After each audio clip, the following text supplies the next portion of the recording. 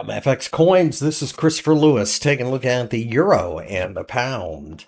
The backdrop at the moment is one of confusion in the Middle East, although it does look like we are leaning more towards peace. There are some comments coming from the Iranian negotiators suggesting that they will demand control of the Strait of Hormuz once things are all said and done, which of course probably won't fly well with the Americans. So there is a little bit of a concern there.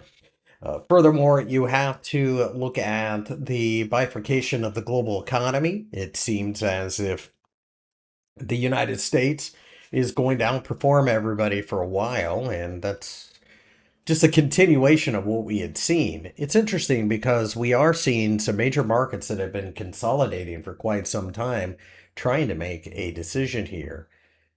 The first market that comes to mind right now is the euro. It's breaking below the 1.14 level, which is a major floor in the market, and the next day or two should determine the next 200 pips.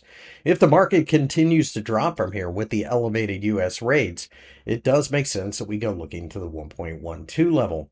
Any bounce at this point in time could be a nice short-term opportunity, but there is still a lot of structural problems in the European Union, not the least of which could end up being the flow of energy before it's all said and done.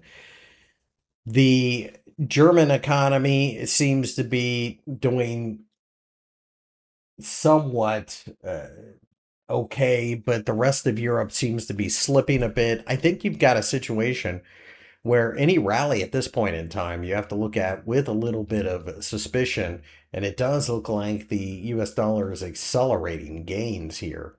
The British pound is faring a bit better, and quite frankly, it should with the interest rate differential between the pound and the euro. But the 1.32 level is being threatened, and if we can break down below 1.3150, it's likely that the pound could find itself back at the 1.30 level. Again, the US dollar is stronger, although out of the three, the pound isn't as weak as the euro. And that's exactly what you're seeing play out here. Short term rallies almost certainly will see a significant amount of resistance at the 1.33 level. So I think that is a potential short term buy and then possibly selling opportunity again. I think the US dollar is about to see its next leg higher.